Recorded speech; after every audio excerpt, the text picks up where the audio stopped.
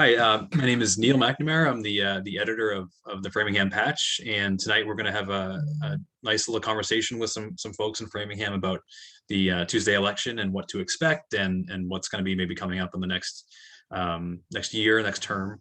So first, we're going to start off with Stephanie Deeley, who's the president of the League of Women Voters, Framingham League of Women Voters. Stephanie, thank you for joining us. Neil, thank you so much for inviting me and for doing this. Yeah. So I think I just wanted to start with like the basics of the election. Tell me I guess tell voters what are the contested races that we're looking at tomorrow. Sure. So we have 5 contested district council races. We have the mayoral race. We have in school committee, there's no contested races on the ballot, but in District 9, there is a candidate running as a write-in against the incumbent. And then we also have the library trustees.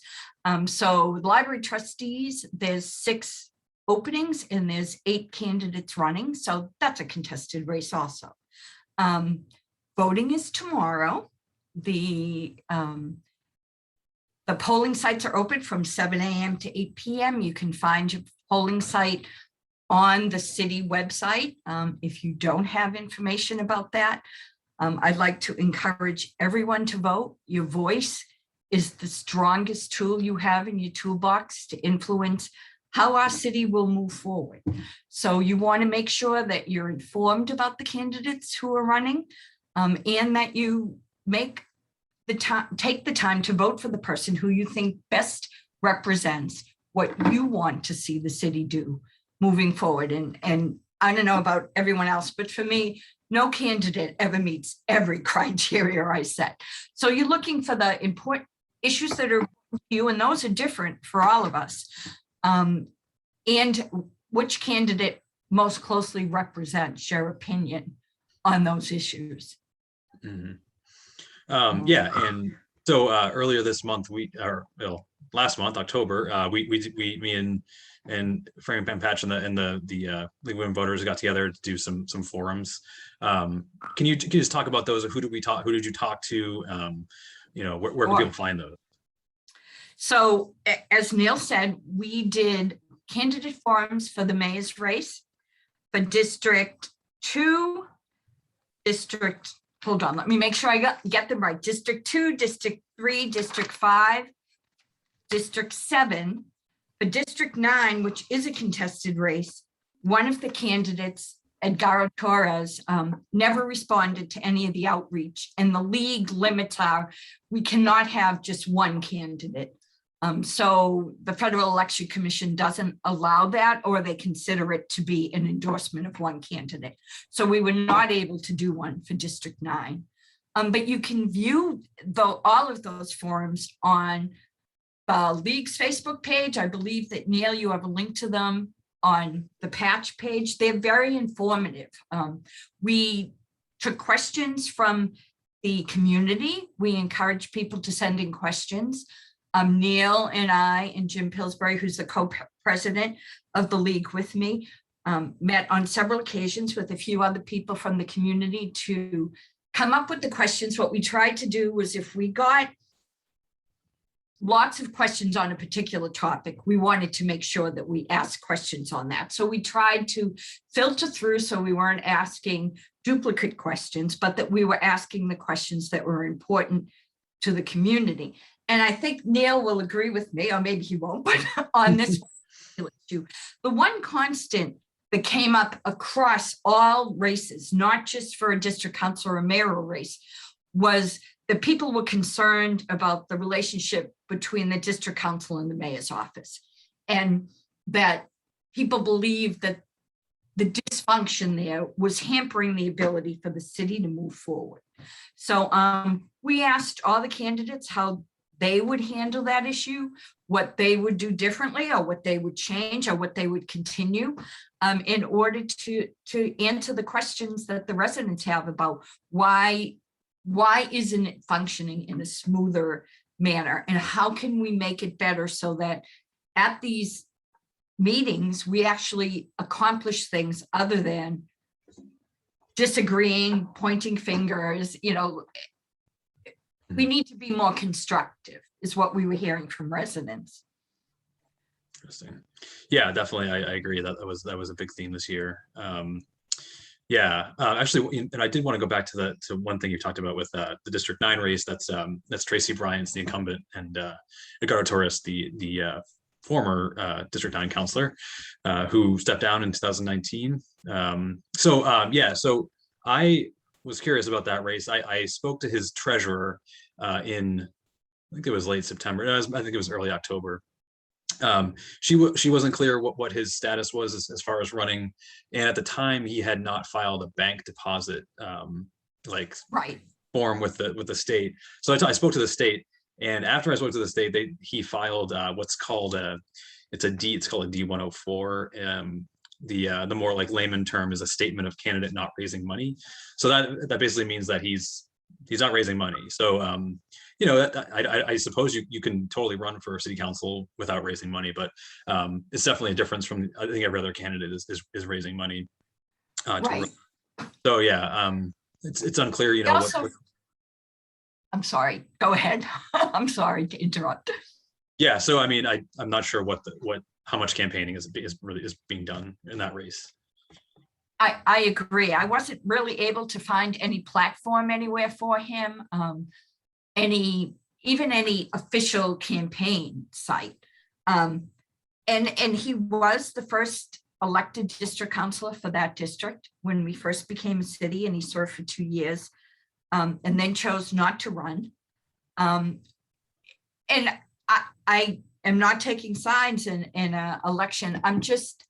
To me, it's not my district, so I have no vote there anyway. But if a candidate is not available during the run-up to the election to answer questions from residents, I wonder how available that candidate is to answer questions from their constituents if they are elected. So I think that's something people have to consider. He may be going door to door in Framingham and talking to the people in his community, and that would be wonderful, so that the people who he would be representing have the ability to speak to him about the issues that are of concern to him and for him to respond to them. But it would be nice for the residents as a whole of Framingham, not just in his district, to be able to see what his platform is, what the issues are that are important to him, how he would interact with residents and with the people he's representing. Makes it a little tough when you can't connect with that person. Yeah. It's definitely, I'm that's one race I'm very interested in. Right. I also think, there's going to also two of the races that are contested in the city council are between non-incumbents. So yes. The downtown districts 5 and 7 are we're going to have 2 new councilors basically. So I think during the forums we talked a lot about downtown stuff. There's a lot of concerns about traffic. It sounded like traffic was one of the biggest concerns, traffic and transportation, which is kind of perennial issue in the city. I agree. Yeah. And also, especially in the D7 race. Yeah. If you ever drive. Yeah.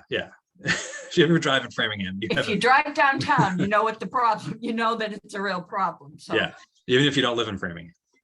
Exactly. And we should just not allow people who don't live here to drive downtown. Of course, I'm not serious about that. But yes, that was one of the big issues. And I agree with you that it was specific and very important in the 2 district council seats that don't have an incumbent running. So it was interesting to hear the candidates' different takes on how to deal with that. Everybody has ideas. One of the questions we asked candidates was about alternatives to regular transportation. How do we limit or decrease the number of cars on the road, or even the number of buses on the road? And it was interesting to hear the perspective of different candidates on those issues. And as it's an issue that impacts all of us who live here, even if we don't live in that district, most of us are going to drive through that area. It's also an issue important to just about everywhere. I mean, it even came up during the mayoral discussions about traffic being a concern. So those two districts where there is an incumbent, they're coming into issues that are important to people, not just in their district, but all over the city. And as I think everyone would agree, no one candidate and no one district councilor can solve the issues. We need to work, or candidates or elected officials need to work together to solve these issues. So no one is expecting any one candidate to have the answer to all of these. But the more ideas we have and the more proactive and the more we talk about it, the more likely we are to find a solution that will work. Mm-hmm. Yeah. Mm-hmm. Yeah, and interestingly, similar kind of on the school committee side, although uncontested, we have two new school committee members who are going to come on. Yes. Well, we're talking with Jeff Epstein about that later, but yeah, it's interesting. Two brand new people that'll come aboard. One is Valerie Adiviani, Philip's wife. I guess I'm not sure if she's ever served on other boards or commissions, but kind of familiar name. Jennifer, I think her name is it Mosh or Moshi? I'm not sure what. Mosh, I believe it's Mosh. Okay. Yeah, hopefully she can just email me and tell me or something. But yeah, so that'll be interesting. Two new members over there. I think. Go ahead. No, go ahead. I was just going to say, I think it's good to have new faces. I think experience is important. I think that I at least would never want to see all new councilors elected. As we move forward and we have councilors who have served a couple of terms, I think that experience is very valuable, but I also think it's important to have new insight. You don't want to just be discussing the same issues all the time. So new school committee members, new district council members, which will have at least 2 new district council because there's no incumbent in 2 races. And I think that's a benefit to the community. And I think that I'm grateful to those in Framingham who are stepping up to run. To run for office is not easy, and it takes a huge commitment of time.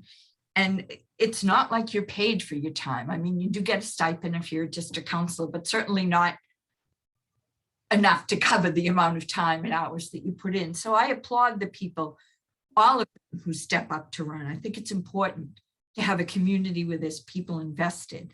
I often am disappointed in the voter turnout here in Framingham. I encourage everybody.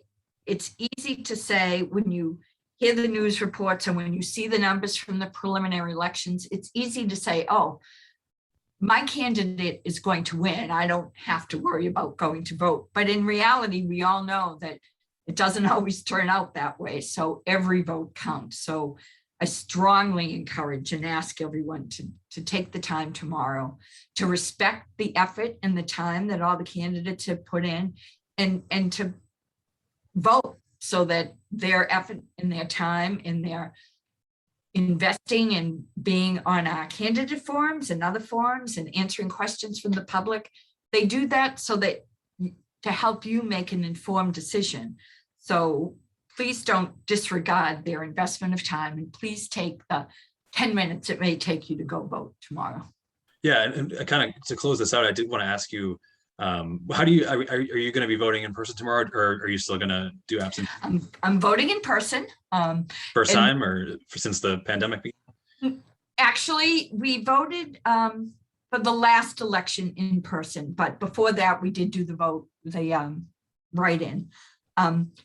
For those of you who got mail-in ballots, it's too late to mail them, so drop them off yeah. at many locations in the city, and take the time to vote. I know that some people are still concerned with the pandemic, so I believe there was over 1,100 mail-in ballots sent out to residents of Framingham. So if you got a mail-in ballot, be sure to turn it in. And if you didn't, be sure to go in person and vote. They use everyone's masked, you're socially distanced, so it's as safe as it's going to be to go vote. I think, pretty much every polling place is like in a gymnasium or something like that. So it's kind of like a big, lot of air moving around. Exactly. Yeah. And when I went for the last election, only every other voting booth was used so that you were never right next to anyone. So it's safe to vote and very important to vote. Yes. Well, Stephanie, I'm just going to wrap it up with you, and we're going to move over to Jeff Epstein soon. But thank you very much, and I'll include a link so that people can go and watch those forums if they want to before voting tomorrow.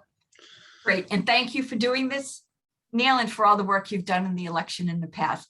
Sure. It's appreciated. Sure, no problem. Good luck to everybody else who's coming after me. Have a good night. You too. Okay, yeah. Up next, we have Geoffrey Epstein, who is he's stepping down from the school committee at the end of this. I guess it's this year, January.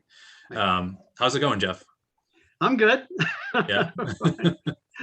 I'm very interested in all of this. Yeah. Well, yeah. So Valerie Ottaviani is going to be taking your seat, unless a crazy write-in thing happens and somebody wins, which is not going to happen. But yeah. So I just, I kind of want to just talk to you about what you think are going to be the big issues facing, your replacement and everyone else on the school committee this year. Sure. I'll first make a note about Valerie. And Valerie checks one of my big boxes is she really didn't want to run. She didn't want to serve, but she was asked to, I think by Phil. So, but often people who don't think of it and don't seek it and don't want to run things are often the best. So I expect that she'll do a really good job. She knows the city pretty well. So that's just a lead in. I can give you my general take on what's happening and what the school committee is going to look forward to. Everything will be determined by the election tomorrow. And that is if the mayor is defeated, then I think the schools have a really good chance to move ahead on a normal trajectory, because most of the problems that the school have faced is not from the school committee, which is very functional and collaborative and data driven, nor from the administration of FPS with Bob Tremblay, who really perform excellently. It's not to say there aren't problems, but I think they're very sound. The problem has been on the city side, which has come from the funding of the schools, from the state of school buildings, and even the lack of solar on the schools, which is protecting our kids' future. So it's funny because I spent 4 years there. I spent 6 years in Newton, 4 years here. I originally got onto the school committee in Newton on a math and science platform because math and science I felt were weak in Newton, and they were. So I was trying to save my son. But I thought I'd come here and do math and science. But it turns out it's much more fundamental, that the whole structure of funding for the schools became a problem once the mayor was elected. The town had funded the school district quite well for the last 4 years, 5 years, if you look at the data. And a lot of the problems that Framingham has almost in every area is no one does the arithmetic properly. And that is you can't get the plan right if you can't add. And if you can't look at a spreadsheet. And I think the big problem that was such a surprise for the school committee, and particularly in the second year when the first budget came and went very quickly because we'd just become a city and, well, no one really knew what they were doing. But the second year, it turned out that the mayor was just not in touch with the mathematical reality of funding and cut the taxpayer funded part of the school budget by a factor of 3. And if you look at that, we went from a 3.6 million annual increase under the town to a 1.1 million increase under the city. That's 2.5 million different each year. And if you add that up, in 4 years, you're 10 million under where you should have been. And the accumulated amount is $25 million less. So the mayor completely was a problem with funding the operating budget. That's number one. So a lot of my time was spent, and a lot of time of the school committee was spent at every budget cycle fighting this battle with the mayor who was trying to underfund us. So I imagine, yeah, if the mayor changes, and my hope is that Charlie gets elected, he's an engineer, he understands math, and he understands especially that we have a $4.5 million structural problem in recurring funding for the next year budget, and he has to fix that, and he has to bring the council along to fix it. That's the number one problem. There are 2 other major problems, but I'll stop there. Well, so the mayor sits on the city council as an ex officio member, is what the rules say. The school committee. So what is the mayor's actual role there? When they're sitting there in a meeting, or are they just kind of there to answer questions? Like why is the mayor there? Well, a normal mayor would be there to comment on anything which you might discuss that might have city-side implications, for example. Or because she's an educator in the STEM area, she could offer commentary. And she could give us an idea of where things are going in the revenue side of the city, how it might affect the budget. She will look at things like capital infrastructure and say, oh, you got a roofing problem, we really need to do something about that. In the 4 years I sat there with the mayor in those meetings, the mayor never said anything useful. And that's unusual. And I look to that to change. Not that when I was in Newton, the mayor said a lot either. I have to be honest about that. But the mayor could offer a very interesting perspective on things. She was useful, I would say, in the COVID health side of things, but really that was being a pass through of state regulations and the local board of health. So she lost an opportunity to actually collaborate with the school committee in the meetings, which in fact, in the second term, we gave her 10 minutes specifically for a mayoral update to try and draw out from her more input, but she never really talked about the schools. Yeah, I mean, obviously, I feel like, there's been some, tension between the school committee and the mayor. Adam Friedberger's school committee chair was right there with Charlie Sitsky's, announcement in early this year. So I think that's apparent. But I guess depending on what happens tomorrow, is the next mayor, whether it's again Spicer or if it's Sitsky, do they need to kind of hit the budget hard? Is that what you guys need from the mayor, or is it going to be is it more of a vision thing that needs to happen? I think the mayor needs to do normal planning and do arithmetic, and that's what's necessary. It's a very straightforward thing, actually. You can look at the revenue the city has, you can look at the tax rate, you can look at things, but first of all, you got to look at the problems to solve. And whereas Charlie, for example, understands exactly that the current fiscal year operating budget for the schools is sitting on top of $4.5 million of non-recurring reserves, then next year that has to be found in recurring money. That's the number one problem. Now, 4.5 million. Yeah, right. Yeah. So there are ways to do that. We've operated with a zero tax levy for 4 years. And I know my property tax bill went up about 5% in the last 5 years, about 1% a year. So we could easily put the tax levy to 1.5 and be at 2.5. And the reason that my tax bill went up at all is because even though I had zero tax levy, the value of homes is going up much faster than the value of commercial property. So we're seeing that shift. And that is something you wouldn't want to tax 2.5, but that allows you some levers and ways to approach it. The other thing is, which I think is very important and not discussed in the election, is that we are paying down our pension liability at a very fast rate of $19 million a year. I have to talk about city side finances because that's threatening the schools. $19 million a year, and we're paying it off by 2030. In 2011, the state allowed cities and towns to expand that out to 2040. And Brookline did that. I tracked Brookline and Newton. They did it because they had a very big problem with students and high school expansion. They had to have big capital projects, so they did that. So we could easily stretch out our pension liability repayment to 2040, which would free about $10 million a year in recurring income to solve these other things. So I'd like to see that discussed. I was surprised it wasn't, but that's an arithmetic thing there. I think there's ways out of this. I feel like if the mayor is reelected, then she would have to completely start grabbing the problem and looking at the analysis and not trusting that the CFO is giving her the whole problem. She's like a cheerleader. It's like the city's been running and the mayor's cheering from the sidelines and you're wondering who's running the team on the field. And I think she has never been interested in that. She's never grappled with that. And she doesn't enjoy that kind of discussion. And we need someone like that. I mean, I come from a physics background, and there you say, well, if I don't know that, I don't know that. Tell me, I might be being dumb here, but please explain to me this. And she should have done that more. If she did that more, she would have been okay. But she kind of swallowed the CFO's line, hook, line, and sinker. And that's one of the big problems. CFO is gone. We have an interim CFO. Charlie's big, if he gets elected, or even if Yvonne were to get elected, if we got a really good CFO in the city, it would make a huge difference because then they could really plan properly. So I think that's one big deal. Okay. Well, as we talked about earlier, there's going to be 2 new school committee members this year. What do you think them coming into the school committee? What's the learning curve?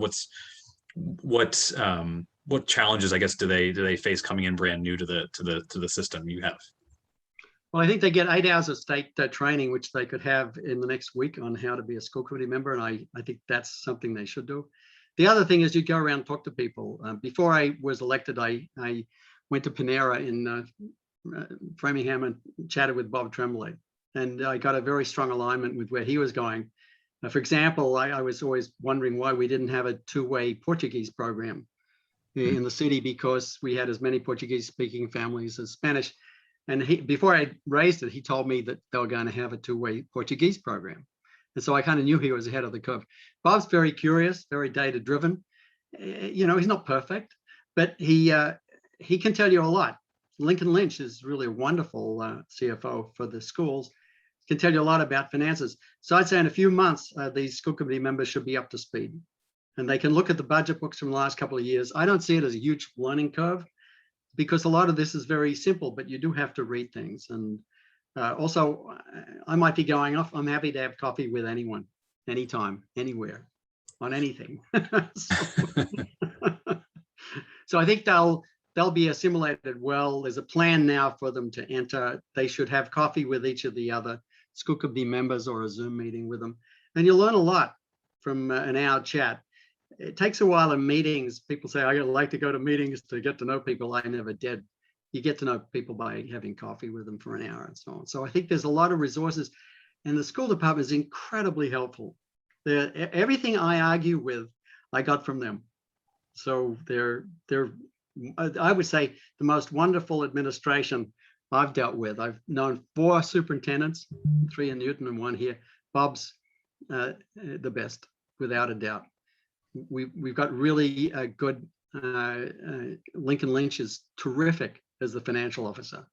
We had Ann Ludes and Amy Bright, immensely good instructional leaders, and Amy Bright's now expanded her domain. Ann was a loss, but she was really talented, and really talented people are gonna always move. Mm-hmm. So I think the school department is really in good shape. Still lots of problems to solve. And the school committee has always been extremely collaborative, and we have 2 teachers on it, which is incredibly useful.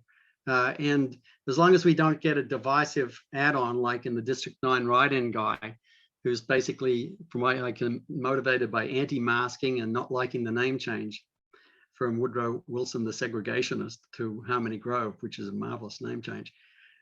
There are legitimate issues that candidates can bring up, but I hate to see a candidate who's motivated initially by that.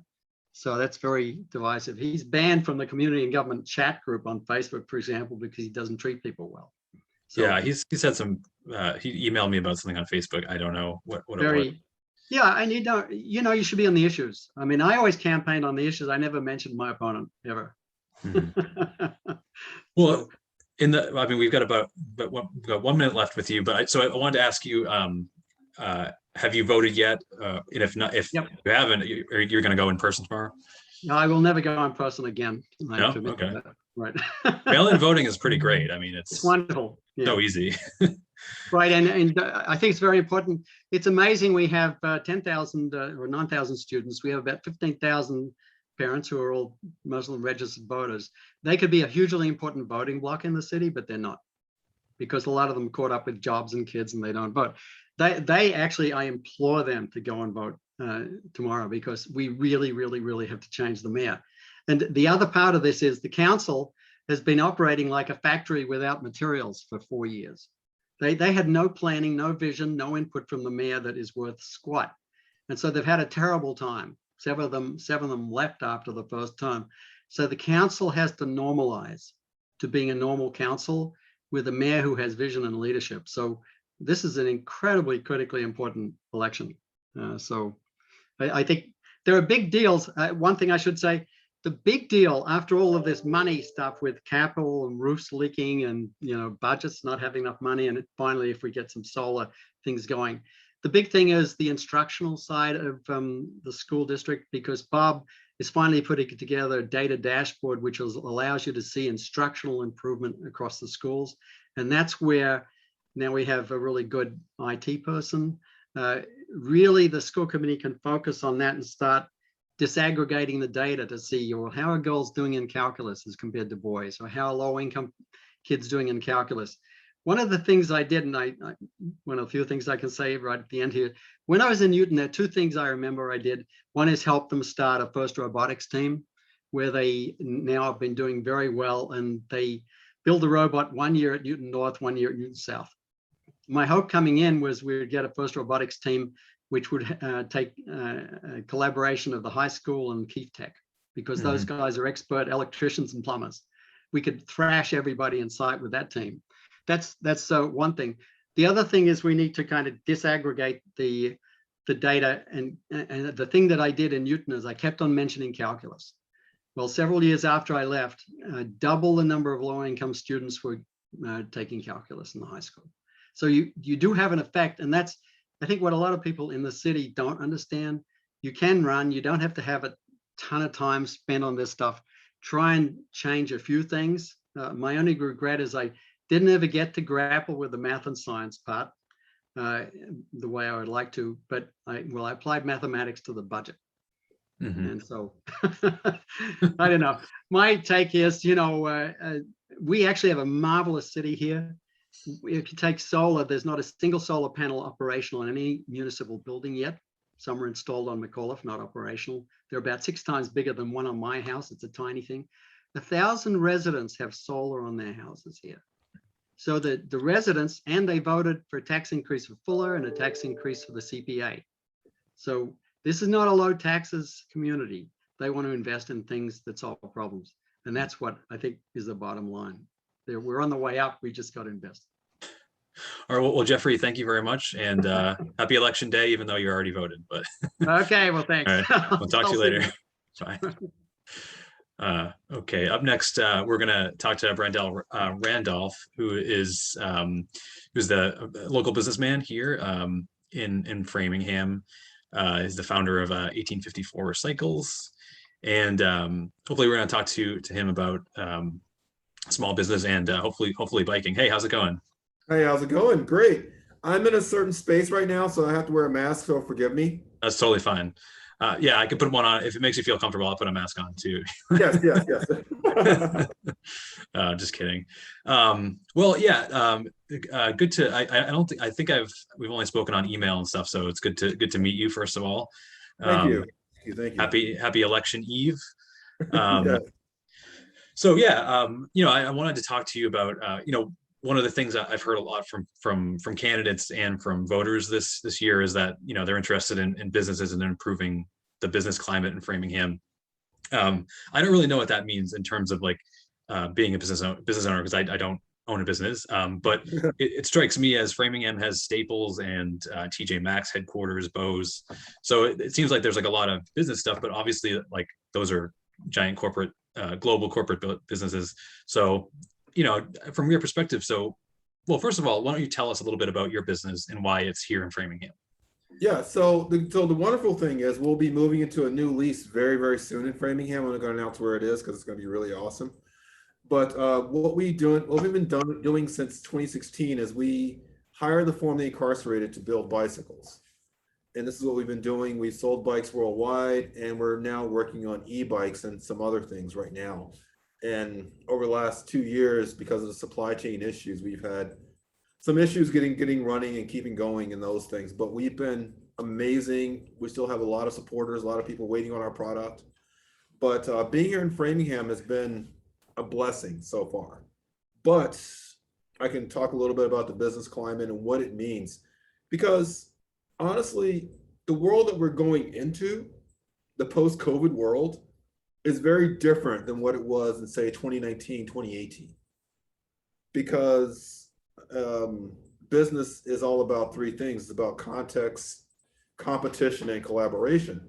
But when you talk about the context of it all, prior to 2018, every product wasn't being able to be dropped at your house. Amazon wasn't as big. You didn't have the Grubhubs. You didn't have the other little small mom and pop, the Etsy's and things like that. So what can local in-place businesses do and how they survive is going to be very radically different. And why they survive has to be different too. So whether it be service companies and offices and things like that, we have to find ways to compete with people who are doing things radically different. So suddenly, what's more important, and I've been reading a lot of articles, is the customer experience. You know, when they go into your small shop, what do they encounter? Do they have people who can greet them? Are they friendly? Do they want to come back? What is your personal relationship with them? And this is the way that, say, an N+1 cyclery can compete with Target, who also sells bikes or something like that. And that's the way that another company, you know, such as a local restaurant can compete with a McDonald's or a Burger King or someone else who has a ghost kitchen. But what that means is that in the city of Framingham, we have to have the infrastructure that helps us and supports us. And over the last few years, we have not had that infrastructure, honestly. And I've been here about 6 years and it hasn't changed at all because a lot of the people involved in that hasn't changed. But I think it's a response from the people in Framingham that can't make up their minds, or whether we want to stay this Mayberry town of all small grocery stores with a wooden sign hanging, or something that's growing and vibrant like the urban centers of all the other cities whose business real estate tax rate matches ours. Because we look at what they do at those places that have tax rates the same as ours, it's radically different. Their infrastructure's definitely set up to support their businesses of all types, whether it be someone who has a home-based business or whether someone has a growing, thriving business that makes millions of dollars, a biochemical, biotech. They have a different support system with their local government. We don't have that because the people involved haven't given it to us yet. And we have asked, but we don't have that here in Framingham as of yet. So what kind of infrastructure do you mean, like roads, internet? Like what are Well, you looking for? what we mean is that access to information, first and foremost. What that means is, for instance, construction companies have trouble with permitting and zoning, and how many people and phone calls they got to go just to get something built in Framingham. What it means to be manufacturing, in my case, when we don't have a light manufacturing designation. So therefore, you're zoned out of certain entities and locations where it doesn't make sense to do one over the other. So you have to find in little slots of fixing and what definition of assembly means, because is that making a sandwich or is that not making a sandwich? But my inability to not do certain things based on the code means that some of my potential customers are going to drive past my location and go into Ashland or Natick or over into our next town or in Hopkinton or something else, simply because we're not allowed to do it in certain spaces. So all these things kind of combine to the atmosphere we have. So while some people see traffic downtown being a problem, businesses like myself, I see that as missed revenue. The fact that that's a lot of revenue, potential revenue, driving down that street every day, particularly people who don't see what those businesses are because there's no awnings and signs hanging that they can actually see and capture some of that audience and that attention. So my heart goes out to a lot of businesses that are downtown for that very reason, but we don't have the infrastructure who understands that. Mm-hmm. Because we are still fighting what we want to be. Are there signs? Are there apartments? How much, it's really a mess right now. And I hope that this election gets us to the point where we can look at ourselves and say, okay, let's do less urban planning and more economic development. Yeah, I mean, that's actually something I asked both mayoral candidates, like, what do you want Framingham to be? Do you want it to be like, a suburb of Boston, or do you want it to be, its own thing, like a Worcester, something like that, where you're kind of, I think that maybe Northampton is like the better, parallel, because it's like its own city. It's a hub. It's got a great downtown. It's very pretty wealthy community. Obviously, a lot of colleges. But so and what do you like? What do you think? Like, what do you think is a good path for Framingham? Is it go out on its own, or is it? I think that Framingham has to literally divide itself into sections, and really let's govern downtown Framingham separate than how we govern Saxonville, for example, or how we want Knobscott to look in certain areas. And then there are areas such as the Tripoli area that should not be governed the same way to downtown. Then we have the piece by the Golden Triangle that's just completely different, because there are different sets of needs for those business communities in those places. Mhm. You know, for instance, if you have a more walkable community, you want places where people can walk through, see the signs, kind of like Kennebunkport, Maine, and they can kind of see what's in the shops based on what's hanging in the windows and those kind of things. But if you have something more vibrant like downtown Natick and their Natick Commons, you want something very similar to that, to where there is outdoor seating, where there is parking structures to where they can capture some of the revenue driving down those streets. You kind of want to have those entities there because of what the location is. But if you don't have someone that understands that kind of need for adaptability within our economic, development department, it's all a missed opportunity. And I don't see that coming either with the re-election or with the new person, because the people underneath all of this are just not understanding it. And I think the greatest example was when the business community, the EDIC and a lot of other businesses downtown, were against the moratorium, because they really wanted the foot traffic. They wanted the vibrancy of the businesses to help their businesses survive the pandemic and grow and things like that. But there's so much infighting up top that their voices were drowned out. And it's sad and unfortunate, but we can't have that if we want to grow in revenue or even survive COVID, or else we'll just become a different town ran by Amazon and all the big box retailers like some of the other generic cities around. But we don't want to do that. Mhm. So. Interesting. One thing I've also been asking, voters and stuff and some candidates this year is what's one thing do you think is missing in Framingham that, and this could be anything. It could be I don't know, a light rail. It could be a karaoke bar. What do you think? What do you think would really benefit businesses, as far as an amenity in Framingham? We need a day where it's a car-free day. I really love when Boston shuts down Newbury Street. They have no cars, like once a Sunday or something like that, or there's a car-free day. And it's always, and even I was in on Moody Street a couple of weeks ago. They blocked off the street so that all the people can walk between the restaurants. But we need that someday downtown. And I think that's one of the things that will really make Framingham amazing, because we have this vibrant Brazilian community and all those restaurants down there and all those restaurants. Now imagine just a day when there's no cars and we can all walk there and hear the music and go from business to business, and that is what we need, I believe, at least once or twice a year, a car-free day in Framingham. Yeah. And better websites. Those are the only two things I would give us. Yeah. Because our websites are not user-friendly at all. And if we're paying this tax money like Boston, I really want a website like Boston's that's very user-friendly, that actually understands the difference between user experience and user interface. And they kind of merge those two things together in simple languages. And we don't quite have that. And those two things would really make Framingham great. And I really do appreciate the work that our school system does, because that's why we're here. Because when I was in Texas, and this is a good shout to Jeff Epstein and everyone else.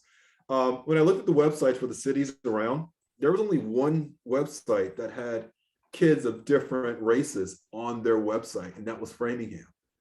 And so we chose Framingham primarily because of that website that they had for our school system. And I like to say that's the reason why we're not in Wellesley and we're not in, anywhere else, because of the website. But Framingham has a lot to offer.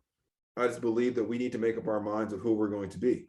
In this post-COVID world, let's give our businesses a way to compete with Amazon, Grubhub, the Targets, the Walmarts, the fast food restaurants. Let's give our businesses what they're asking for. That's what I ask.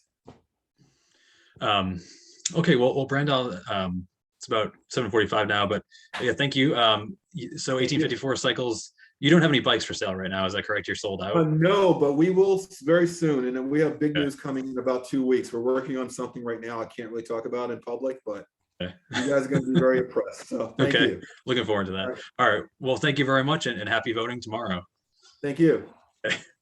Next up, we are going to talk to George King, the City Council Chair. Hopefully, we're going to talk about some stuff that's going to be coming up in 2022 with the council and issues they're going to be working on, and of course, some new faces that we're going to see join. Hi, George. How's it going? Great. How you doing? Good, good. Thank you for coming on here and talking. We're just going to end the night with kind of I guess big city council roundup. What I guess I kind of just want to figure out is there anything that that's coming down the pike for 2022 for the city council? Any big things that are going to come out of committee or anything like that people can look forward to? Well, I think there always has the issue of the budget. Of course, the first half of the fiscal year, the first half of the calendar year is the last half of the fiscal year. So it seems like we're always spend most of our late winter and spring in budget territory. And I think that'll be certainly the case this year, both having to review the capital budget, which has been generated quite a bit of discussion, and you probably already have heard tonight to some extent, and then obviously the operating budget, and most of all the ongoing problems we're having with our water sewer enterprise fund, which have run a significant deficit over the last few years. So that has to be something we get into control because the solutions are running out. Yeah, and you're going to be setting the tax rate pretty soon. Is that correct? In a few weeks. Yeah, that will be happening with this council. It'll happen at we don't really set the tax rate. We set the classification rate, which in fact sets the tax rate. But yes, that will be happening at our next meeting, which is 2 weeks from tomorrow night. Mm-hmm. Very confusing process, so we won't get into it. Not that confusing. Well, yeah, that you have to do it. That you do it separate, 6 months after the budget or whatever. Well, there's no question about that. I mean, it's a very meaningful process in that everybody sees what the tax rate is going to be, but there's not much we can do about it. It really is a math equation in many ways because it's all based on valuation at this point. So it is kind of unfortunate that we end up doing these things so far apart, the budget versus the tax rate, because I think it would maybe change people's feelings about things if there was like, okay, this vote's going to impact the tax rate this much or whatever. So, but it's just not the way we do it. Yeah, and speaking of the way you do it, you're going to have at least two new members, possibly more if there's if the several other races go a different way. But so what do you when someone joins the city council, this will now, well, you're not for election this year, but this is you've been on. This is your second term that you've been on, correct? Yeah, I've done it since the beginning, 4 years. Yeah, I'm in the middle of my first 4-year term, but I was on a 2-year term to the 4-year term. Okay, yeah. So yeah, like when someone joins council, like what do you think is like the learning curve? What are they gonna figure out? I'm not big on learning curves. I don't think people need to spend a whole lot of time learning. I think it requires just some common sense, some collegiality, I hope, and things like that. But people get elected, they are elected for relatively short periods of time, 2 years. And I don't think people should be expected that they have to sit back and learn. I think they make the best decisions they can on the issues that are in front of them and, work from there. You may, you learn obviously through experience as to things you may or may not do in the future, but that's just life. But as far as being a city council member, I don't think it's all that complicated. I don't think it requires much of a learning curve. I think that's just my opinion, but that's just the way I treat things like that. Okay. Well, one thing that's going to happen in this year is that you're going to elect new leadership and have new committee members and stuff. So it's kind of, normal people may not be aware of that process. Can you just talk about that a little, tell people what to expect in those changes? I don't know. I mean, that's kind of like the making the sausage discussion. You know what I mean? It happens different ways in different places. I don't think anybody can say what the leadership of the council is going to look like. We don't know what the election is going to look like. Like you said, there's 2 brand new people coming on, no matter what, and it could be up to theoretically 4 or 5, I guess, new people coming on. So I mean, I don't expect that will happen, but I mean, you never know. But so I don't know what it's going to look like, and that's going to be interesting to see what happens. It's always a interesting, good, fun process, and people are always fascinated by it, but it's not it's not a straight line process most of the time. Yeah, I imagine there's some a good deal of negotiating that goes on for people who want to have different positions and stuff. But one thing, I've always wondered is the finance subcommittee, and hopefully people are not falling asleep, but that seems to be a very, it's a very powerful committee. It's kind of reviewing the budget and kind of really going through it pretty, bit by bit before it goes to the larger council. So the person who gets that role, is that something that people are generally like really want, or is that kind of something that you have to I think a combination of draw I think a straws? combination of both. I think some people really like to be on it. I think other people, you couldn't pay them enough to be on it. I mean, there's a large time commitment. You have to have some interest in the subject, because it's essentially, every subcommittee does good work, I think, and they do their work in their areas, but just because of the nature of what the finance subcommittee does, it's essentially like a double duty. The Tuesday nights that the city council doesn't meet, generally the finance subcommittee does meet. So you have to be willing to essentially meet every week if you're going to be in the finance subcommittee. And some people want to, some people don't. That's I think that's very reasonable. Some people can't, and that's understandable. So people. But I think last time, if I recall, it was 2 years ago now when I appointed that committee. I think I had 6 applications for 5 spots. So I mean, it wasn't too bad, and it wasn't like all 11 people wanted to be on it. I think that some people, like I said, you couldn't pay them enough to be on it. Those are probably the more intelligent members. Well, yeah, it seems like the finance subcommittee meets more than, you guys, city council meets for longer, I think, at a time, but I think almost every week there's a finance committee meeting. Feels that way, but I think it's Like generally every other week. But we do meet, but during the budget season, we do meet more. So I mean, we meet 3 or 4 times a week for a couple of weeks, sometimes in May and June. So there's a lot of stuff, and it's a lot. And I still don't think we get anywhere near the depth of discussion that I think many of us would like to be able to have. It's just just hard to do it in the condensed budget period. I'm hoping that as we go forward, even though the charter has the condensed budget period, and we've been held very strictly to those standards over the last 4 years, I hope we can expand that budget process and the budget timeline. I think if we're able to do that, that will make for a better product and for everybody. And that would be my hope going forward. We've asked in the past, it hasn't been granted, but hopefully in the future it will be. Well, so even if the mayor wanted to start, like the mayor was like, what the hell, let's do it in February. Like they couldn't do that. That's No, they can. Oh, they could. Okay. That's been the request. I mean, Okay. one of the things we've been told no more than once in more than one way. One of the things that we've asked for several times in the past is to come to a revenue consensus. Because budget really starts with revenue, and how much tax money are we going to use? How much new growth are we going to use? That type of thing. It's complicated. I don't want to bore people, as you say, it's towards the end of your show, but those are important discussions, though, because it has to do with sustainability. It has to do with making sure that the any increases are as even as possible. And the mayor's refused to do that. And I think that's unfortunate, because if we could have come to a revenue consensus early on, like we all agreed, we'll go up 1%, or we'll go up 0%, we'll go up 2.5%. But instead, we've had to wait till her budget comes out on May 2nd. And then, and what percentage she's using. And in 3 of the 4 years, she was using almost a full percentage of increase and the full new growth increase. And that was something that we didn't want to do. So we had to beat that back. But the only way we can beat it back is through cuts of some sort to the budget, reductions to the budget, or replacement of the revenue, which isn't something we can generally do. So I think the value of coming to even a consensus budget revenue is then she can build a budget based on how much money we've all agreed to spend. And then any cuts would only simply be more on the function of what's going on, as opposed to trying to get to a certain number. In other words, if we all agreed on a certain revenue and she could come in and do some of the things she wanted to do that maybe we've cut in the past, I don't think anybody objects. But that's been, I think, the problem. There's been no really early cooperation whatsoever. We've went very strictly with the standard of the charter and left it at that. Well, yeah, I mean, obviously tomorrow's, the mayoral race is huge. I mean, it's one of tomorrow the day? I think, yeah. I think so, Yeah, maybe. Well, tomorrow, I didn't know what. If the mayor is reelected, I know, we don't have to beat around the bush. Like there's obviously been some acrimony between the mayor and the city council. If she gets reelected, do you think is there gonna be like a reset, or is it just kind of gonna, how do you feel the relationship will continue?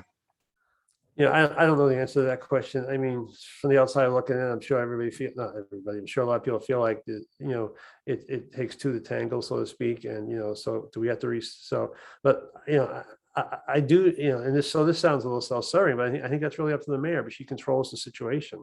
I mean, like I just explained for a couple of minutes, she controls when we discuss the budget. So those are important things as to a reset. That all having been said, I also think the idea of the acrimony that we've seen kind of in the campaign, some discussion of and things like that between the council and the mayor is a little overblown. I know there are very specific instances where we have very different feelings, and that's, and there's been high profile discussions, starting back 3 years ago with some of the positions in the car, through budgets, through water and sewer. We differ greatly on those things, and there's no question about that. But on the other hand, I think that, most of the things that is proposed, we do. So, I mean, most things happen cooperatively. We just pay attention to the highest profile things or the highest disagreement things. And suddenly that becomes a major, and in those instances it is. I'm not downplaying it, but I don't, at the same point, I'm not sure it's quite how described either. Yeah, I mean, that's true that, there's just a ton of stuff you guys pass, and Right. doesn't A lot all of stuff goes through. The problem is we've had our disagreements on the biggest issues, and there's just been a general inability for whatever reasons. And I have my opinions. I'm sure her opinions would be 100% different than mine, or at least 75% different than mine, as to why that's the case. And I do think that if she were to be reelected, I think that a reset would be necessary. So either way, I think the reset is necessary. If there's a new mayor, as I expect there will be, I think we have to make sure we don't end up down those same roads again. If there's not, then I think a reset would be beneficial to everyone. Yeah, I think isn't it? I mean, the strong mayor city council relationship is kind of one that is somewhat of a power struggle, I think, in many cases, in cities that have it, Boston, for example, it's kind of always a back and forth. So if the mayor does not get reelected, if Charlie Sisitsky does get elected, I mean, how would that change the way the city does business? How do you think it will? Well, I think it changes a lot, because I think, first of all, he was a city councilor, so therefore he has some understanding what the role was, and I think he probably saw it. I don't want to speak for him, I certainly can't do that, but just from what I've seen in some of the media and stuff like that, I think he's acknowledged some of the issues with the first city council between him and the mayor, where he was the vice chairman of that council, so he saw it, up front and personal with Dennis Giambetti, who was the chairman, so they were in the leadership of that council. So I think he understands that, so therefore I think he would probably try to avoid it. He has the experience in the public sector, so I think he understands that a little bit too, but there's no guarantees. I mean, it's like you say, it's institutionally, it's incumbent in a lot of institutions, it seems, to have these issues. So I'm sure there'll be some disagreements too, but I think we have to see. But I do think the fact that he was a city councilor and was a long-term selectman, and also I think just from a political point of view, I don't know if this was necessarily the way it was. The mayor and Charlie probably have two different political views too. I mean, the mayor seems to have a very outward looking, she was involved in things in the Boston area and, Massachusetts politics and things like that. And some people criticize not a focus on Framingham, whether that's fair, unfair, whatever. But I think either way, I don't think Charlie is looking focused towards, Boston or Massachusetts. I think he'd probably be looking more inwardly at Framingham. And again, you could argue on both sides of that, having a seat at the table, which we've talked about, which is important. I think that can be accomplished sometimes without having to be totally immersed either. But either way, I think all those things will be different. And we'll just have to see what happens, and we'll know in another 24 hours from when we're talking about this. I hope so. 8 o'clock. If they could give the results at 8 o'clock, then my life would be so You much like what easier. you talk to the right people. You'll know the results. I mean, most of the campaigns have representatives in most of the polling places, so most of the campaigns know by about 8:05, 8:10 how they've done. Yeah. Unless it's very close. So yeah. Well, so real quick before we kind of depart here, but are you voting in person this year, or are you voting absentee? I'm voting in person. Yep. Is it your first time since the pandemic? No, I've always voted in person. Even I guess there really hasn't been an election. Well, last year there was. But... Last year, yeah. No, I voted in person all elections. I voted in person all election. I did vote early voting a couple of times, I think the last couple of years, which is convenient, but I like the idea of going casting my ballot. Traditionalist, I guess. Yeah. All right. Well, yeah, cool. Well, thank you, George. And I guess, yeah, 24 hours, we'll know which direction the city's going to go. It will. It'd be nice to be done with it. That's for sure. Yeah. For now, at least. Yeah. That's- Why don't you plug, when's the next city council meeting? 2 weeks from tomorrow night, November 16th, I believe it is. That's when we'll be setting the tax rate. Okay. Everyone's that's mark your calendars. That's the event of the. Must see TV, right? Absolutely, yeah. So, all right. Well, thank you, Neil. I All right. appreciate you doing this. Appreciate being asked on. Sure. Thank you for talking with us. Thanks a lot. All right. Well, that wraps up our election talk, and everybody go vote. Polls are open 7 a.m. to 8 p.m. tomorrow or today. If you're watching this on Tuesday. Have a good election day.